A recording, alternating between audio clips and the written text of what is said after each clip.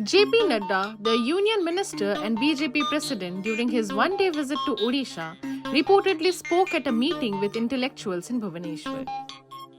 The gathering included authors, advocates, teachers, and others. In addition to this, Nadda was said to have engaged in discussions with MPs, MLAs, and party workers concerning the BJP's ongoing membership drive. It was mentioned that Nadda strongly criticized the Congress, referring to it as the spokesperson of urban Naxals. These remarks were apparently made during the meeting held to mark the BJP's membership drive in Odisha. Nadda was said to have accused the Congress of encouraging disintegrative forces in the country and condemned their stance on issues such as Article 370 and the abolition of the triple talaq system. In his speech, Nadda seemed to compare the operational styles of the Congress and BJP, stating that the Congress functioned in silos where the BJP worked collaboratively. He is believed to have praised Prime Minister Modi's leadership, citing the mantra of Sabka Saath, Sabka Vishwas and Sabka Prayas as the guiding force behind the party's actions. Further, Nadda was quoted as claiming that BJP was the only national party that operated democratically and ideologically, with a strong grassroots structure. और मैं आपको बताना चाहता हूँ, यहाँ मैं देख रहा हूँ बहुत यंग स्टूडेंट्स बैठे हैं और हमारे यंग टैलेंट बैठा है। आपको शायद मालूम नहीं होगा, बांग्लादेश में ट्रिपल तलाक नहीं है, पाकिस्तान में ट्रिपल तलाक नहीं है, अफगानिस्तान में ट्रिपल तलाक नहीं है, ईरान में ट्रिपल तलाक नहीं है, सीरिया में ट्रिपल तलाक नहीं है, इंडोनेशिया में ट्रिपल तलाक नहीं है। ये सब इस्लामिक देश हैं, लेकिन हमारे भारत में सेक्युलरिज्म के नाम पर ट्रिपल तलाक चल रहा था और मुस्लिम बहनों को मुख्य धारा से वंचित किया जा रहा था, उनको अधिकार देने का काम किया तो प्रधानमंत्री मोदी ने किया। यह हमारा आइडिया। हमने 1988 शायद पालमपुर का रेजोल्यूशन 1989 हमने कहा हम राम मंदिर का रास्ता प्रशस्त करेंगे। हमारे साथी पूछते थे राम मंदिर बनाएंगे, तिथि का बताएंगे। मैंने कहा तिथि भी बताएंगे और मंदिर भी बनाएंगे। और 22 जनवरी को भव्य राम मंदिर बन करके तैयार हुआ, जिसका लोकार्पण प्रधानमंत्री मोदी जी ने किया। इसलिए we are an ideological based party. जिस बात को हम लोगों ने कहा वो आइडियोलॉजिकल बेस्ड, और उसको आइडियोलॉजिकली हम लोगों ने प्रूव करके उसको हम आगे बढ़े।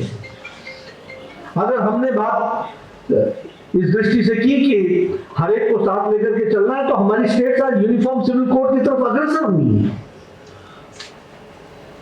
समाज को एक करना है, सबका साथ, सबका विकास, सबका विश्वास, सबका प्यार। और we are a cadre based party. अगर हम कैडर बेस्ड पार्टी कहते हैं तो हमारी पिछली मेंबरशिप 18 करोड़ की हुई है। और आपको मालूम होगा कि हमारे यहाँ हर 6 साल के बाद चाहे कोई भी हो, प्रधानमंत्री जी से लेकर के राष्ट्रीय अध्यक्ष से लेकर के साधारण कार्यकर्ता, सबकी मेंबरशिप समाप्त हो जाती है और फिर से नया मेंबर बनना पड़ता है। और इसीलिए आपने देखा होगा 2 सितंबर को प्रधानमंत्री जी पहले सदस्य बने, उसके बाद मैं बना, फिर उसके बाद हमारे अमित भाई, हमारे रक्षा मंत्री जी, और फिर इस तरीके से मेंबरशिप आज 6 करोड़ क्रॉस कर गई है। और 6 करोड़ हम लोगों ने 2 सितंबर से मेंबरशिप। तो इतना ट्रांसपेरेंट और इतने सिस्टमैटिक तरीके से हमारी मेंबरशिप का कार्यक्रम चलता है और हम अपने कॉन्स्टिट्यूशन के तरफ से उसका ध्यान रखते हैं।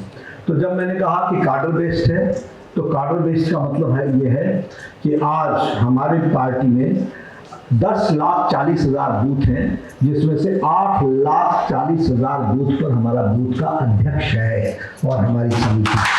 ये 1.5 लाख हमारे 1.5 लाख हमारे शक्ति केंद्र हैं जिस पर हमारा काम चल रहा है। 15,000 से ज्यादा हमारे मंडल हैं और ये कार्डर बेस्ड तरीके से हम अपनी पार्टी को ग्रो कराते हैं और उसको बढ़ाते हैं। और ऑल इंडिया है, पैन इंडिया है अपने बीजेपी पॉलिटिकल पार्टी। अगर मैं बात करूं अपने मास फॉलोइंग की, तो आज लगभग 350 हमारे मेंबर पार्लियामेंट हैं, 1500 से ज़्यादा हमारे आज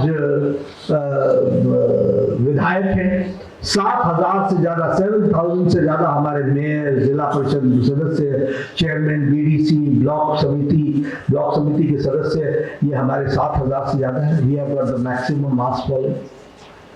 और सबसे बड़ी बात यह है कि आज प्रधानमंत्री मोदी जी के नेतृत्व में भारतीय जनता पार्टी इस बात के लिए आपका आह्वान करने आई है कि हम सब लोग विकसित भारत 2047 में भारत को बनाएंगे। इसके लिए आप सब लोग मिलकर के जुड़े और भारतीय जनता पार्टी को मजबूती प्रदान करें, ये हमारा उद्देश्य है। मैं यहाँ आपको ये भी बताना चाहता हूँ, इकोनॉमी की लोग बात करते हैं, अब पता नहीं कुछ लोग पढ़े लिखे अनपढ़ होते हैं, मेरे समझ में नहीं आता, उनको कुछ समझ नहीं आता। बेरोजगारी, महंगाई अपने डबल डिजिट के इन्फ्लेशन से नीचे नहीं आए 11 साल 10 साल। वो हमको आजकल महंगाई सिखाने लग गए। अभी देखिए अमेरिका की अर्थनीति लड़खड़ाई हुई है, यूरोप की अर्थनीति लड़खड़ाई हुई है, ऑस्ट्रेलिया की अर्थनीति लड़खड़ाई हुई है, जापान की अर्थनीति मुसीबत में है, चाइना की अर्थनीति मुसीबत में है। इन सब का ग्रोथ रेट बिलो 5 है। और कल ही मूडीज ने कहा, पहले क्या कहा कि भारत का ग्रोथ रेट 6.6% होगा, फिर कहा 6.8% होगा, कल कहा इट विल गो टू 7.2%। ये हमारी स्थिति आ जाकर के फिर IMF बोलता है the only bright spot is India. दुनिया की एस्पिरेशंस आज भारत से जुड़ रही हैं। और सबसे बड़ी बात यह है कि मोदी जी के नेतृत्व में हम 11वें नंबर पर जहां खड़े थे, आज वहां से छलांग लगा करके ब्रिटेन को, जिस ब्रिटेन ने हमको 200 साल राज किया, उसको भी हमने पछाड़ करके आज हम 5वीं बड़ी इकोनॉमी बन गए, 5th लार्जेस्ट इकोनॉमी बन गए। और in the 3rd term of Prime Minister Modi, India is going to become the 3rd largest economy in the world, the 3rd largest. मैं कई बार बोलता हूँ, अभी फिर से बोलूंगा उसी बात को। आप सबके हाथ में मोबाइल है, सबके मोबाइल पर पहले लिखा होता था made in China, made in Indonesia, made in Japan, made in Thailand, ऐसे नामों के अपने पास मोबाइल होते थे। आज आप उठा करके देखिए, अगर एप्पल भी होगा तो उस पर भी लिखा है made in India. 97% of mobile manufacturing is done in India, 97। और 10 साल पहले 92% mobile were being imported. He emphasized that leaders in the BJP rose through dedication rather than privilege, describing the party as one with a significant mass following. According to Nadda, the BJP's membership stood at 18 crore, with the party renewing its membership every 6 years. Stay tuned to Orissa Post Live for more such updates.